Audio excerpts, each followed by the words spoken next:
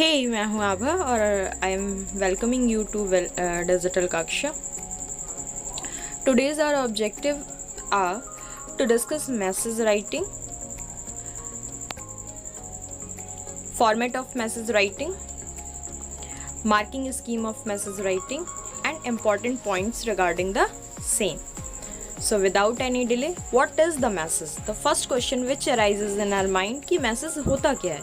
The message is a informal type of conversation and it is sent when you are not able to speak the person you want to communicate. जब आप जिस इंसान से communicate करना चाहते हैं और उससे आप communicate नहीं कर पाते हैं तो आप उसको क्या भेजते हैं?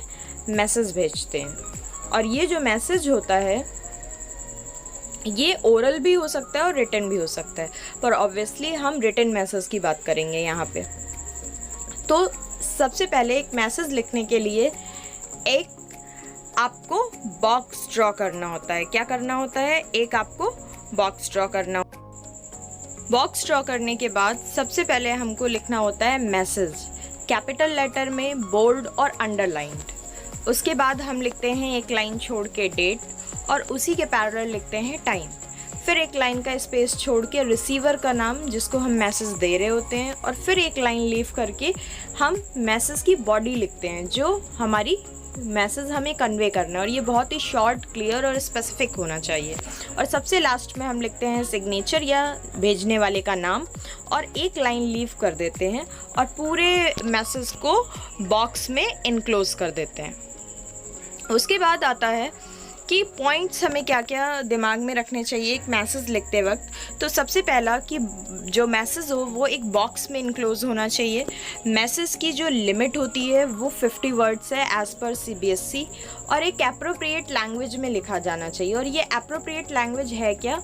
हमें पूरे मैसेज में या तो इनडायरेक्ट स्पीच यूज़ करनी चाहिए या आप उसको रिपोर्टेड स्पीच भी बोल सकते हैं. इनडायरेक्ट स्पीच में ही हमको पूरा मैसेज कन्वे करना चाहिए और जो डेट और टाइम हम लिख रहे हैं वो भी एक्यूरेट होना चाहिए और कोई ग्रामेटिकल एरर नहीं होनी चाहिए. ये मेन पॉइंट्स हैं जो आपको मैसेज लिखते वक्त ध्यान रखने चाहिए. अब मैसेज लिखते समय हमें बातें क्या ध्यान रखनी चाहिए वो हमने देख लिया. अब इसकी मार्किंग स्कीम क्या है, कैसे हमें मैसेज में नंबर मिलते हैं. ये 5 नंबर का होता है और 1 नंबर आपका फॉर्मेट का होता है कि आपने पूरा फॉर्मेट फॉलो किया है कि नहीं. 2 नंबर आपका बॉडी यानी कंटेंट का होता है और 2 नंबर होता है आपका फ्लुएंसी, आप कितना फ्लुएंट अपना मैसेज कन्वे कर रहे हो, और एक्यूरेसी, आपने कोई मिस्टेक तो नहीं करी ग्रामर की. इसलिए इस तरीके से ये पूरे 5 नंबर आपके डिवाइडेड होते हैं. उसके बाद हम कुछ स्पेसिमेन मैसेज देख लेते हैं. मैसेज 2 तरीके से आपको क्वेश्चन में लिखने को दिए जा सकते हैं. पहले हम देखते हैं पहला तरीका. पहला तरीका क्या है कि आपको एक सिचुएशन दे दी गई. You are Rajan, receive a phone call from your father's office. ठीक है, आप राजन हो, आपको आपके पापा के ऑफिस से कॉल आया.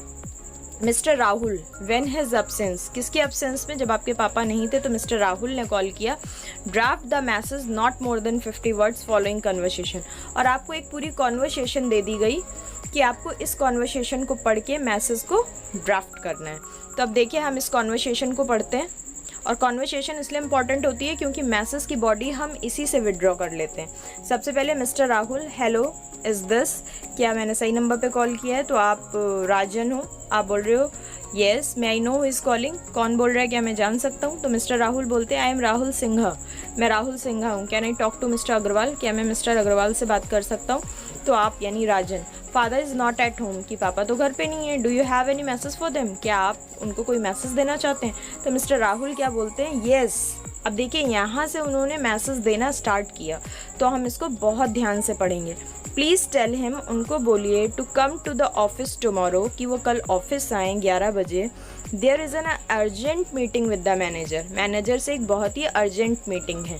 यानी कि हमारा जो बॉडी होगा मैसेज का वो कुछ हम इसको मॉडिफाई करेंगे लेकिन इतना ही होगा. Could you please give him this message, क्या आप उनको ये मैसेज दे सकते हो? तो राजन यानी आप बोलते हो okay I will give him this message, मैं उनको ये मैसेज दे दूंगा. तो मिस्टर राहुल बोलते हैं थैंक यू. ये पहला तरीका हो गया जिसमें आपसे मैसेज लिखने को बोला जाता है, जिसमें आपको एक पूरा कॉन्वर्सेशन दे दिया जाता है और आपको उस कॉन्वर्सेशन को पढ़ के मैसेज को लिखना होता है। अब हम देखते हैं कि हम मैसेज एग्जैक्टली लिखेंगे कैसे। तो देखिए, जैसा हमने डिस्कस किया था कि सबसे पहले message bold letter, caps letter में लिखेंगे, तो वो लिख दिया, टाइम मेंशन कर दिया, डेट मेंशन कर दिया। अब फादर को दे रहे हैं, फादर का नाम नहीं पता, तो सैल्यूटेशन के साथ, फादर तो नहीं लिख सकते केवल, तो हमने यहाँ पे सैल्यूटेशन डियर लिख दिया। अब देखिए, mister Rahul called from your office, आपके ऑफिस से मिस्टर राहुल ने कॉल किया, सेइंग डैट, और वो कह रहे थे आपको इन्फॉर्म करने को कि कल एक मीटिंग होगी 11 बजे, और आपने अपना नीचे नाम लिख दिया राजन। क्यों? क्योंकि मैसेज तो आप ही दे रहे हो। ठीक है, अब दूसरा क्वेश्चन देख लेते हैं। दूसरा क्वेश्चन क्या है? दूसरे क्वेश्चन में दिया गया है यू आर रोहित, आप रोहित हो, आपको एक फ़ोन कॉल आता है सुमित से, और वो जो सुमित है वो आपके बड़े भाई का फ्रेंड है, और उसने आपको कुछ बात करी आपसे, और फिर आपको अपने भाई को मैसेज देना है। तो क्या बात करी हम वो देख लेते हैं पहले कि बात क्या करी है। तो सबसे पहले सुमित क्या बोलता है, क्या मैंने सही नंबर पे कॉल किया है? तो आप बोलते हो यस, कौन बोल रहा है? तो सुमित कहता है तो सुमित जो है वो बताता है कि वो करण यानी आपके बड़े भाई का फ्रेंड है। और तो आप बोलते हो अरे वो तो पापा के ऑफिस गया है। तो सुमित बोलता है कि तो आप बोलते हो कि मैं आपकी क्या मदद कर सकता हूँ? तो सुमित क्या बोलता है कि please tell him that he will be taking math notes, कि वो मैथ नोट्स लेके आए, ज्योमेट्री बॉक्स लेके आए, क्योंकि कल क्या है, मैथ का टेस्ट है। तो आप बोलते हो कि ओके, मैं उसे मैसेज दे दूंगा। सुमित आपको थैंक यू बोल देता है। ठीक है,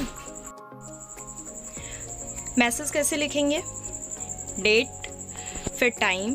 सबसे पहले आपको मैसेज लिखना है कैपिटल लेटर्स में, और वो बोल्ड भी होना चाहिए और अंडरलाइन भी होना चाहिए। फिर डेट, फिर टाइम, फिर आप जिसको लिख रहे हो, बड़ा है तो सैल्यूटेशन के साथ, बॉडी, और फिर रोहित। बॉडी हमने क्वेश्चन से ही ले ली। अब दूसरा टाइप क्या आता है? दूसरा टाइप ये आता है कि आपको एक प्रॉपर सिचुएशन दे दी जाती है कि जैसे you are Ishika going to tuition class, आप इशिका हो, ट्यूशन क्लास जा रहे हो, और आपके फादर ने आपको बोला कि वो लेट हो जाएंगे और डिनर नहीं कर पाएंगे। तो आपको ये मैसेज अपनी मम्मी को देना है, और आपकी जो मम्मी हैं who has gone to meet her friend, वो अपनी फ्रेंड से मिलने गई हैं, तो आपको ये मैसेज उनको कन्वे करना है। अब देखिए, हम इसी क्वेश्चन में से ये बॉडी ले लेंगे, किसकी? मैसेज की। देखिए जो मैंने हाईलाइट किया है, और इसी को थोड़ा सा मॉडिफाई करके हम अपने मैसेज की बॉडी बना लेंगे। देखते हैं कैसे मैसेज लिखेंगे।